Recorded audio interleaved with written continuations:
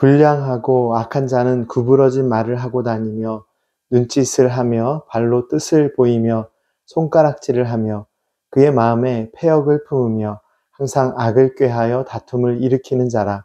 그러므로 그의 재앙이 갑자기 내려 당장에 멸망하여 살릴 길이 없으리라. 여호와께서 미워하시는 것 곧 그의 마음에 싫어하시는 것이 67가지이니 곧 교만한 눈과 거짓된 혀와 무죄한 자의 피를 흘리는 손과 악한 계교를 꾀하는 마음과 빨리 악으로 달려가는 발과 거짓을 말하는 망령된 증인과 및 형제 사이를 이간하는 자이니라. 지난 한 주간 날마다 은혜 하루를 통해 함께 나눈 말씀들은 하나님의 지혜를 강조했습니다. 삶의 중심으로서의 하나님의 지혜를 강조했던 1장부터 5장까지의 말씀의 흐름과는 조금 달리 오늘 본문 말씀인 잠언 6장의 말씀은 삶 속에서 피해야 할 악한 삶의 모습들에 대하여 구체적으로 설명하고 있습니다. 오늘 생명에서 본문 말씀은 1절부터 19절까지의 말씀인데요. 짧은 시간에 이 긴 말씀을 다 나눌 수는 없겠지만 12절부터 19절 말씀을 중심으로 전체적인 내용들을 한번 살펴보겠습니다.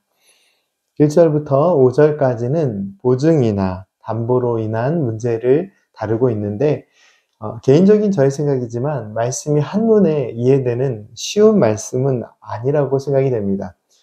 흥미로운 것은 잠언에는 보증이나 담보에 대한 경고가 부분적으로 반복되고 있습니다.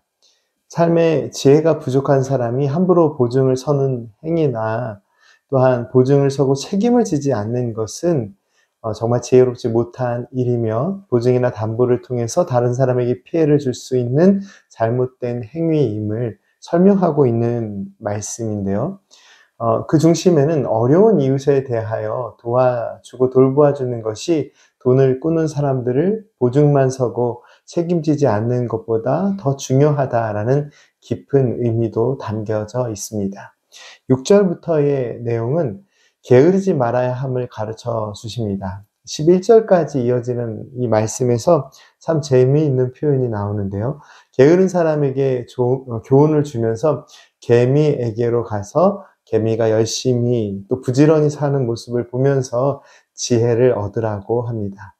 마치 이솝 우화나 동화의 이야기 같은 이 내용에서 개미는 성실함을 상징하는 존재입니다.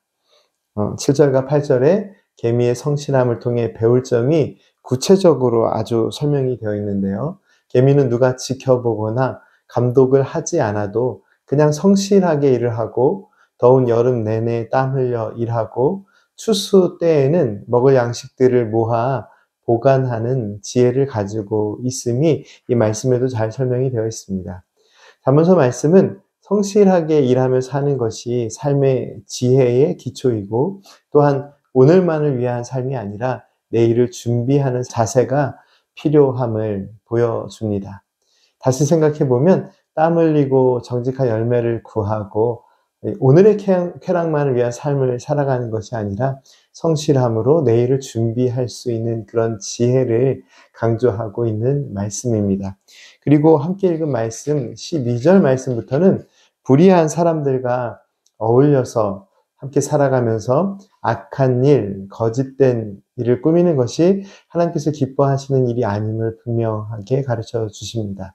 하나님의 말씀은 정직과 진실로 하나님께서 주신 삶이 채워져야 함을 가르쳐 주십니다. 그렇기 때문에 하나님께서 기뻐하시지 않는 거짓된 말을 입에 담고 다니고 때로는 교회를 어지럽히는 악한 일은 그리스도인이 분명하게 경계해야 할 모습임을 말씀을 통해 다시 한번 확인할 수 있습니다. 지혜자는 인간의 불의함에 대하여 6절부터 19절까지 보다 구체적으로 설명을 하고 있는데요. 특별히 여호와 하나님께서 미워하시고 싫어하시는 7가지 정도의 모습을 구체적으로 이것이다 라고 가르쳐 주십니다. 17절부터 19절까지의 말씀을 다시 한번 읽겠습니다. 곧 교만한 눈과 거짓된 혀와 무죄한 자의 피를 흘리는 손과 악한 계교를 꾀하는 마음과 빨리 악으로 달려가는 발과 거짓을 말하는 망령된 증인과 및 형제 사이를 이간하는 자이니라. 이 7가지 마음이나 행위들은 모두 하나님의 의를 떠난 악함과 불의와 연결되어 있습니다. 교만한 눈, 무죄한 자의 피를 흘리는 손, 악한 것을 꾸미는 마음이나 악으로 달려가는 발, 모두 인간의 악함의 행위와 연결되는 삶의 모습입니다. 그런데 그 악한 행동이 무엇인지에 대하여 구체적인 예는 이 말씀에 기록되어 있지는 않습니다.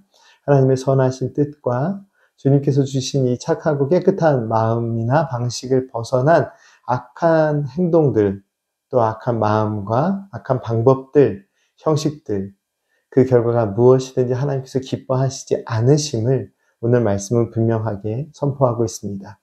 방금 전에 드린 이 교만한 눈, 무죄한 자의 피를 흘리는 손, 악한 것을 꾸미는 마음이나 악으로 달려가는 발, 모두 인간의 악함의 어떤 행위와 연결되어 있는 모습입니다. 그렇지만 그 행위가 구체적으로 무엇을 의미하는지는 설명되어 있지는 않습니다.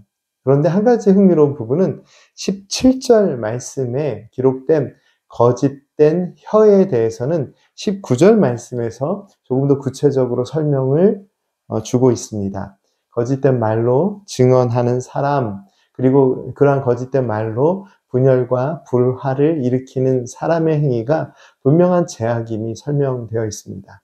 오늘날의 시대에도 많은 경우에 거짓된 증언, 즉 사실이 아닌 이야기를 무책임하게 던지고 또 그 말이 옮겨지면서 신앙 공동체 내에서도 마음이 나뉘어지고 분열이 일어나는 것을 보면 거짓된 말을 하거나 전하는 것이 얼마나 악하고 잘못된 것인지에 대한 성경 말씀의 가르침이 더욱 중요하게 느껴집니다. 때때로 우리가 무엇인가를 밝혀내고 또 그것들에 대하여 서로 논의하는 것이 필요하지만 막연히 이러했을 것이다 라는 어떤 추측으로 시작되는 거짓된 언어나 또 그 내용들은 신앙 공동체를 깨트리는, 신앙 공동체 하나됨을 위협하는 위험한 행동임을 오늘 말씀은 분명하게 보여주고 있는 것이죠. 오늘 하루도 믿음의 삶을 살아가면서 무엇보다 악한 마음, 행동, 특별히 거짓된 말로부터 구별된 하나님께서 주신 온전한 믿음의 삶을 살아가시는 성도님들의 삶이 되시기를 간절히 소망합니다. 함께 기도드리겠습니다. 거룩하신 하나님, 저희들에게 아름다운 삶을 주시고 그 삶을 하나님께서 원하시는 믿음과 진리와 사랑으로 살게 하심에 감사드립니다. 오늘 하루도 하나님께서 주신 말씀의 은혜를 따라서 살아가며 하나님께서 원하시는 참 평안과 기쁨을 누리게 하옵소서. 예수님의 이름으로 기도드립니다. 아멘.